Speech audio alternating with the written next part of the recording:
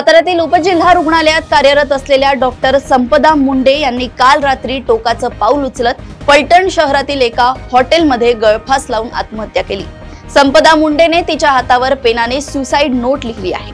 यात तिने स्पष्ट लिहिलंय, तिच्या मरणास पोलीस निरीक्षक गोपाल बदने जबाबदार आहेत, ज्याने 4 वेळा तिच्यावर अत्याचार केले। तसेच पोलीस प्रशांत बनकर यानेही मागच्या 4 महिन्यांपासून संपदाचा शारीरिक आणि मानसिक छळ केलाय। भाजपाचे नेते तथा राज्याचे महसूल मंत्री चंद्रशेखर बावनकुळे यांनी केलेल्या एका वक्तव्यामुळे राज्यातील राजकारण चांगलंच तापलंय। सर्वांचे मोबाईल व व्हॉट्सअप सर्व्हेलन्सवर टाकले आहेत असं वक्तव्य चंद्रशेखर बावनकुळे यांनी केलंय। त्यांच्या या वक्तव्यानंतर ठाकरे गटाचे नेते तथा खासदार संजय राऊत यांनी बावनकुळे यांच्यावर गुन्हा दाखल करून त्यांना तातडीने अटक करण्याची मागणी माध्यमांशी बोलताना केली आहे।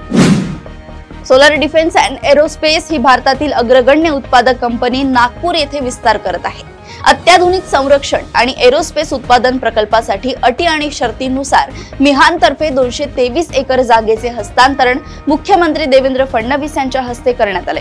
रामगिरी येथे आयोजित कार्यक्रमात मिहान प्रकल्पातील वैशिष्ट्यपूर्ण ठरणाऱ्या या प्रकल्पासाठी जमिनीचे हस्तांतरण मुख्यमंत्री यांच्या हस्ते सोलार कंपनीचे अध्यक्ष सत्यनारायण नुवाल यांच्याकडे करण्यात आले। मुंबईच्या पूर्व द्रुतगती महामार्गावर टायगर ग्रुपच्या कार्यकर्त्यांनी हुल्लडबाजी केल्याचं समोर आलंय। वेगवान गाडीच्या टप्पावर बसून तरुणांकडून रस्त्यावर धिंगाणा घालण्यात आलाय। सोशल माध्यमातून व्हिडिओ व्हायरल झालाय। व्हायरल व्हिडिओची दखल घेत MIDC पोलिसांनी मध्यरात्री धिंगाणा करणारे टायगर ग्रुपच्या सदस्यांविरोधात गुन्हा दाखल केला आहे। उल्हासनगर कॅम्प नंबर 5 तानाजीनगर मध्ये ऐन दिवाळीच्या दिवशी पाण्याच्या ठणठणाट झाल्याने नागरिकांनी घरासमोर रिकामा हंडा ठेवून महापालिका पाणी पुरवठा विभागाचा काळ्या शाईने लिहून निषेध केलाय। दिवाळीपूर्वी महापालिका आयुक्तांनी पाणी गळतीचा ठेका देऊन पाणी पुरवठा नियमित होणार असल्याचे संकेत दिले होते। बुलढाणा शहरातील शिंदे गटाचे आमदार संजय गायकवाड यांची तब्बल 2 कोटी रुपयांची डिफेंडर कार सध्या राज्याच्या राजकारणात चर्चेचा विषय ठरली आहे। एका आमदाराकडे असलेल्या या आलिशान कारचा वाद विरोधकांनी नव्हे तर महायुतीच्याच एका नेत्याने उकरून काढलाय। त्यानंतर आता काँग्रेस प्रदेशाध्यक्ष हर्षवर्धन सपकाळ यांनी एक खळबळजनक आरोप करत राज्यात एका ठेकेदाराकडून 21 आमदारांना डिफेंडर गाड्या भेट देण्यात आल्याचं म्हटलंय। चारित्र्यावर संशय घेणाऱ्या पतीचा पत्नीनेच गळा आवळून खून केलाय। आज पहाटे पुणे जिल्ह्यातील चिंचवड भागात ही धक्कादायक घटना घडली आहे। पोलिसांनी सामाजिक कार्यकर्ती असलेल्या आरोपी पत्नीला ताब्यात घेतलं असून या घटनेने परिसरात एकच खळबळ उडाली आहे।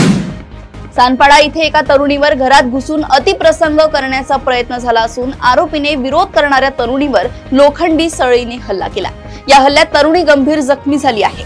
या प्रकरणी पोलिसांनी आरोपी राजेंद्र सहानी आणि नूर हुसेन गाझी या दोघांना ताब्यात घेतलं असून पुढील तपास सुरू आहे। सोलापुरात उत्तर प्रदेश राज्यातील एका हॉटेल कामगाराचा दुर्दैवी मृत्यू झालाय।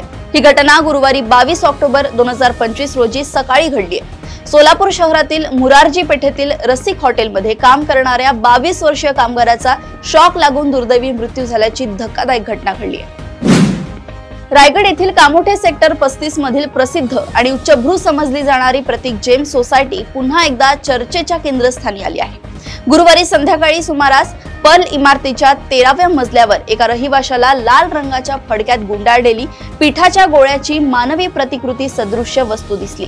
ही वस्तू अगदी त्याच मजल्यावर सापडली आहे जिथे काही दिवसांपूर्वी 25 लाखांच्या सोन्याची चोरी झाली होती।